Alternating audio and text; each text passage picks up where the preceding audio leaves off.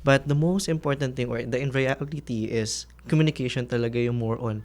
Like for something na nakita ko sa meme, like as a programmer, ito yung dapat ginagawa mo. Pero ito ka sa Slack, sa ano, Emails, sa yeah. emails and more Google Meetings. Google Meeting.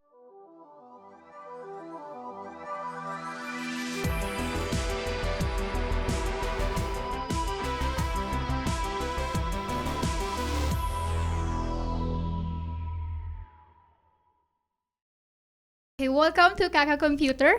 For this episode, we're gonna talk about behind the commit on what working in tech actually looks like.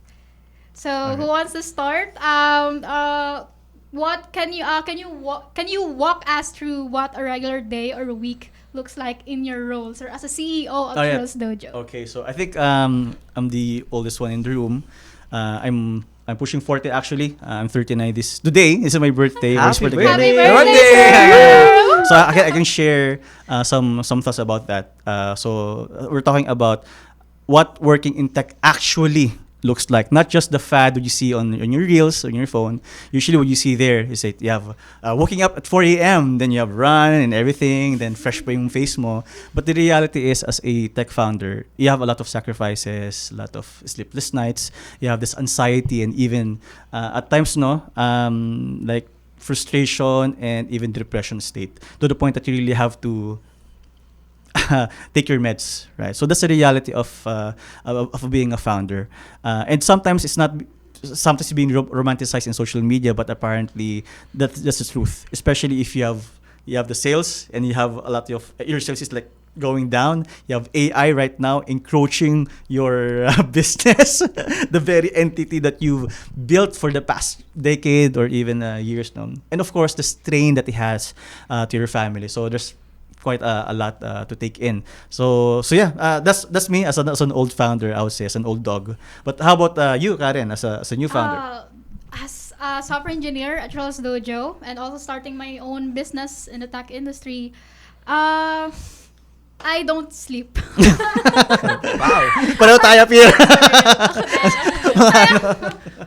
Diba? Hindi pumalakpak. Like, at times, very anxious most of the time kasi there's a lot of challenges in the projects that I do. Especially I'm doing them alone. So every day, every week, I'm in front of my computer, coding, debugging, and all that, doing automations, and quite stressful sometimes kasi ayun, lalo na pag nagdadebug ka, yun yung very problematic on my end as software engineer. And sa business side naman, very anxious din at inaatake ng anxiety at some point na how I'm gonna start this, paano ko i-market yung business, how I'm gonna market myself, ganun. So, ayun, very anxious every day because of the decisions that I make in my role. Yeah. I like how our day-to-day is all about the emotional process of Yeah. the day. Kasi totoo, no? We're lucky we get to do work from home. We get to Yes. do everything on our phone, our laptops. Pero truthfully, there's a lot of like mental load to it. So ako That's naman yung day-to-day ko, ayokong ma-reveal na I'm not doing too much. But my role kasi, it's tech community and partnerships relations. I'm the first one in that role. So a lot of the things that I'm doing, I'm pioneering. I'm figuring everything out. So all my mistakes are parang it sets up the next person after me. It's the stress didn't really come until naging revenue generating siya, because when you're handing money as a 21 years old for a big company, parang nakakatakot na, oh my gosh, what if I make a mistake? What if I do this? You fear things that you wouldn't actually do. Yeah. Like, what if Yes. ma-misplace ko yung funds or hindi ko ma-send pala mabayaran on time, ganyan. And also because I work directly under the CTO, there's a lot of pressure with words. So sometimes my boss would ask me like, oh, you're free for a call. And I feel like, I'm getting fired. Oh my gosh. Pero no, it's just a call. So it took me a lot of time to like get the momentum of not taking it too personal, too scary, and not thinking that it's gonna go down, something bad is going to happen. So my day-to-day talaga is a lot of like, wala lang lounging. And then, suddenly, everyone needs me, my phone is ringing, the deadlines meron palang ganito. So that's a lot of it, and I'd say one of the most parang notable things in my day-to-day is like people would talk to me and I'm like, wait lang, hindi talaga kaya. Kasi nag-iisip ako, nagtatype ako away in my phone, I'm talking to someone. So that's my day-to-day. I talk to a lot of people. I send too much emails. And I work on a lot of like coordinating with people kasi we host a lot of tech communities for free. And then school tours in our office as well. So it's a bit of marketing, relations, and also I have to be, a bit technical kasi we're a tech company and we're hosting tech events. How about Wow, you so guys? cool. So yung day-to-day ko is, as a cloud consultant at Tutorials Dojo, I handle when it comes to creating and reviewing our cloud learning material, since yung Tutorials Dojo is a online learning platform. And aside from that is I'm handling a intern supervisor for that. So I supervise the interns when it comes to the task. Especially then, yung day-to-day ko din is nagpo-focus din ako kung ano talaga yung priority sa low priority ng task para mas mabilis and mas magawa and mas organize yung mga tasks. That's it from my end. So, Yeah. what's something about your job that would surprise people who aren't in the industry? Wow. Go, Jules. It's the Crucial. amount of talking to people. That's true. When people hear like, oh, I'm in tech, I work at a tech company, people assume you're coding at home. Well, it's true at some point. Pero you still have to do meetings every day, stand-ups, and so yun yung pinaka-surprising for most, which is, again, it's an edge if you start earlier because you develop your communication skills. And all throughout your life, every industry, it will be better for you career-wise if you can communicate and talk to people. So yun yung siguro surprising. I have to talk to too much people. Yeah. Yes. And not just like random people, maybe stakeholders, clients. Yun yung hindi ko na-expect na I have to like live up to. Talagang kailangan ko i-upskill din personally yung communication skills ko, yung vocabulary ko to keep up with the people as a young one. Yeah. What about you, Sir John? Same with you, Jules. So I talk to a lot of people. I think my staff knows it. So I think just earlier, so just connecting to people, maybe doing deals with them. So that's it, because sometimes as a tech founder, it's like, oh, you're doing coding, you're doing a lot of this. Are you tinkering with this new technology? Actually, yes and no. Maybe 25% of my time is like doing the coding, but mostly is securing the contracts that I handed off to my team, to my collaborators. So yeah. Right. The same with Kaka Computer. There's so much work behind the scenes that It's people true. don't see. Kasi Yeah. you just speak up to the mic and like we already have the people we invited. So like what else is there to do? Pero truthfully, super dami ding people to talk to and Yeah. like contracts outside of it. And I agree with that. Because of that is more on communication talaga yung na-work din natin. Siyempre, as a cloud consultant, then akala din nila is more on coding, more on deployment sa infrastructure. But the most important thing, or in reality, is communication talaga yung more on. Like for something na nakita ko sa meme, like as a programmer, ito yung dapat ginagawa mo. Pero ito ka sa Slack, sa Emails, sa yeah. emails and more Google Meetings. Google Meeting. Siyempre, very important din talaga yung communication para mas ma-align kung ano talaga yung goal and mas ma-achieve ng mas mabilis. Kasi, you know what? Yung technology nowadays is sobrang fast. So, kailangan natin i-communicate ahead of time kung ano talaga yung need sa hindi pa need na project, right? How about you, Ed? So, on my end, okay, maiba naman. Hindi Yeah. naman sa talking to people, but may pagka all around ako. So, I do DevOps, I do software engineering, AI engineering, cloud engineering kasi nag-migrate din ako to Amazon Web Services. So, parang lahat ako gumagawa kasi solo lang din ako sa pag-freelance and I don't have an agency.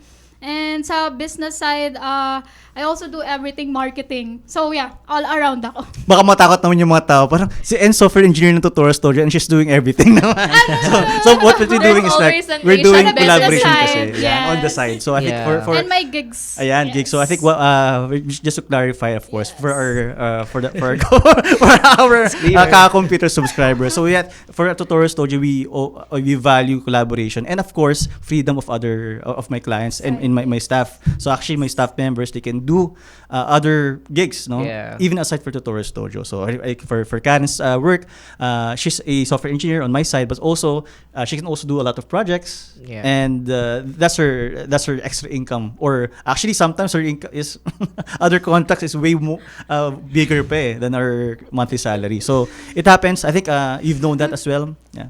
Yeah, I agree with that, Sir John. Siyempre, yung aming focus is more on technical. And yung passionate din na ginagawa namin. Like, for example, may isa din akong side gig, is more on creative side naman Yep. siya. So, nagagawa ko yung passion ko and at the same time, nagagawa ko rin yung technical side. Actually, I think it's what produces the best Yeah. technical Yeah, that's true. people. Someone who has a creative outlet talaga. Like this Kaka-computer, it started as a passion. Hindi talaga namin siya in-idealize na like, oh, we're gonna be like a platform for people who want to promote their products. Talagang if you look at the first few episodes, it was all from a place of like sharing. Yeah, I know. Because our guests are like seasoned developers, CTOs, and you would imagine people with that kind of money and, well, credibility. It's true. Like I was John. there. I was Oh, there diba? on the first Like, day. you would imagine, parang hindi mo ina-expect na people would share their time like that for nothing. Yeah. Pero it's still running to this day, a Yeah. year ahead. Nandito pa rin si Sir John. So, it really, and that's why your business is flourishing. You're a great boss. Kasi, it's really, meron kang outlet and like, you talk to your employees, you're close with them. So, talagang hindi siya... Okay, turn off horn. It's okay lang. It's okay. Yeah, it's true. It's true. okay. So I think that's what produces like the best companies and the best like work-life balance talaga. Yeah, it's true. Yes. Are you a one-day millionaire type of person? Don't worry, we got you. Track every peso, see your spending in seconds, and finally stay on budget. With FinShark, finance has never been this easy. Download FinShark today.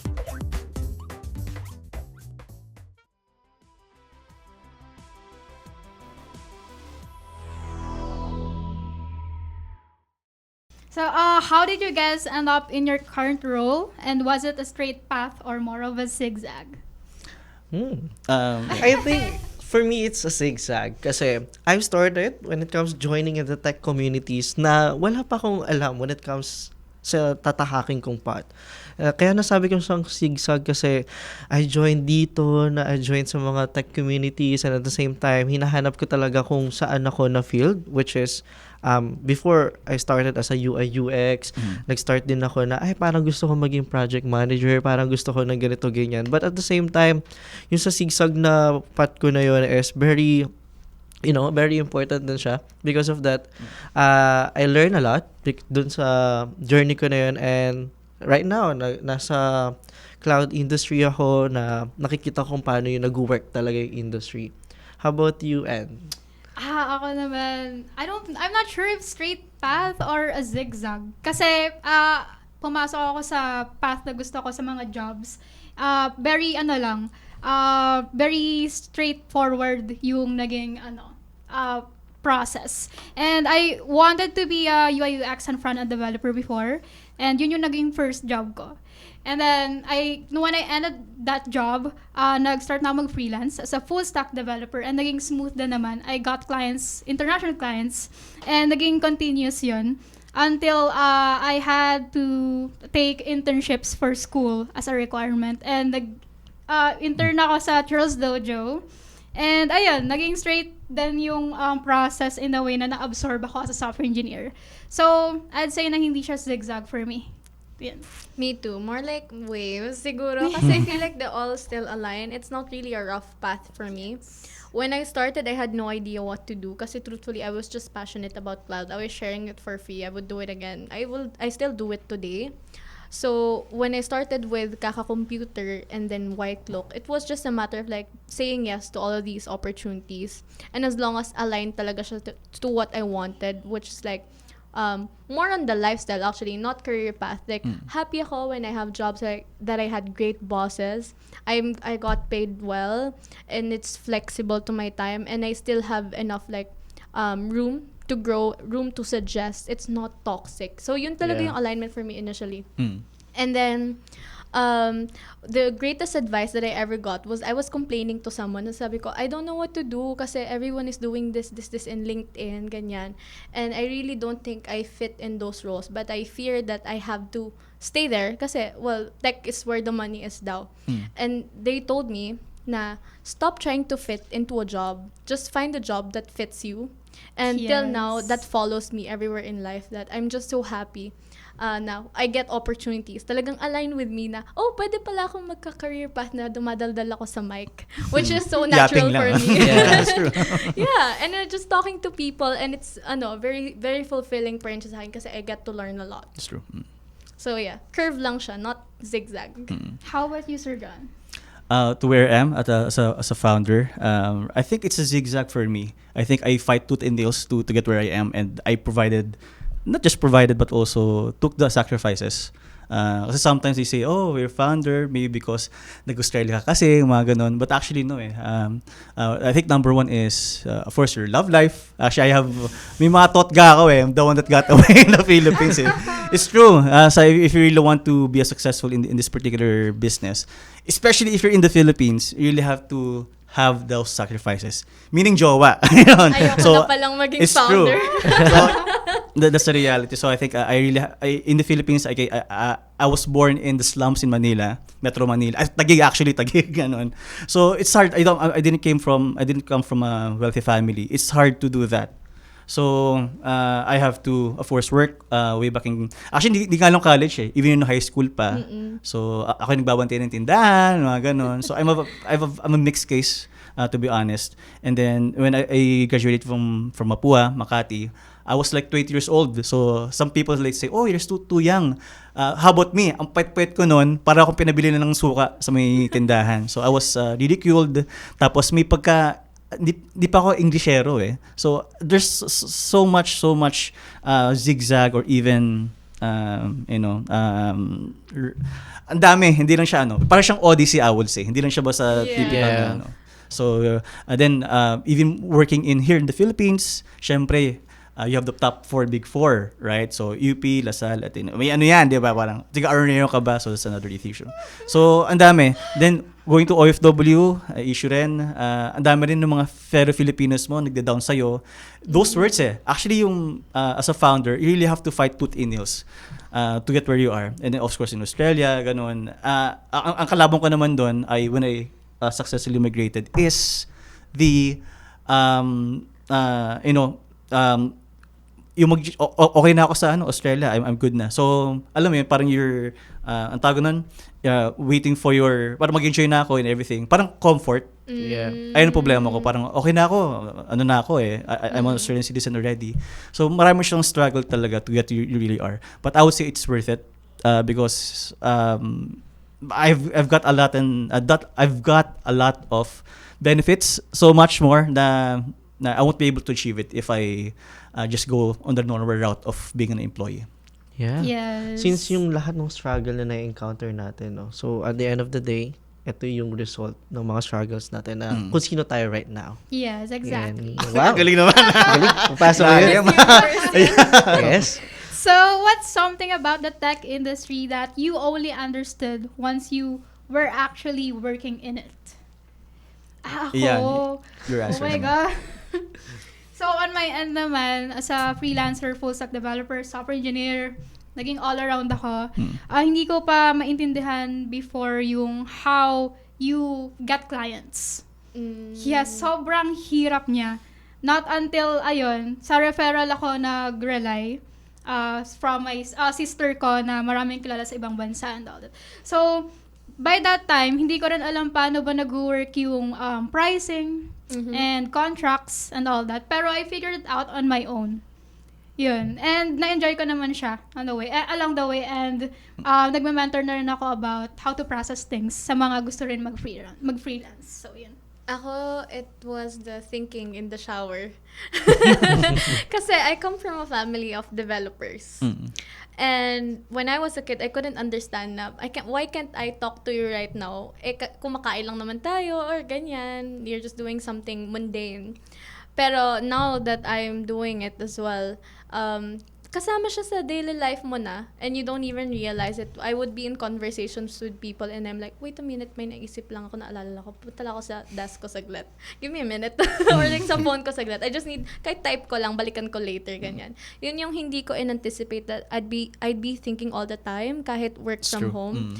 But I'm just lucky na I'm happy thinking about it. Like, I get excited fixing them. Especially, for example, sa site namin, sa Kaka Computer. I'm so excited to add the changes. challenges. Go lang. sobrang exciting for me yung mga task ko. And I guess that's talaga. Not everybody has the same luxury, privilege of being so happy thinking about their jobs. Nice. Ako na ba? Yeah. What enjoy? Siguro, what I enjoy is the challenge and challenge of keeping the company afloat. Even with this AI thing, automation and everything. So, sometimes because, sabi nga ni if you gonna talk about, if you hear the fellow CEOs, they'll talk about it na, why are you, only insane people will start a company because it's freaking hard to do it. No? You have all of those, your fear, your anxiety, your trauma will be there. No? So yeah, but I enjoy it. And well, sometimes of course it's not a good thing if you have a family. Pero I ended up loving it. Maybe it keeps me alive. Ayan. Yeah, I think what really enjoy then, yung hindi ko na ina-expect is yung sa pag-handle ng intern. Since, you know what, when it comes yung college days ko din is, nag-handle din ako ng mga people. I like leadership. But, really na-enjoy ko din na mag-handle din ng mga tao, like the intern, syempre, to share my knowledge at the same time, and mas nakakatuwa din kasi na nakakatulong ka rin sa ibang tao na nasi-share mo yung journey mo and kung ano yung mga technical skills na dapat. Yeah. Ako nasagot ko na actually. So, I think that's a great way to Yeah. end it. To end Yeah. it. Okay. Yeah, so that So- was what was Building what beyond your working. own circle. Yeah. Yeah. so thank you guys for watching our Kaka Computer episode. Yeah. See you in the next episode. Bye. Keep learning! Thanks to our sponsors, Agora, Finshark, Tutorials Dojo, Young Satio, Amazon Web Services User Group Philippines, and Facebook subscribers. On to our next episode.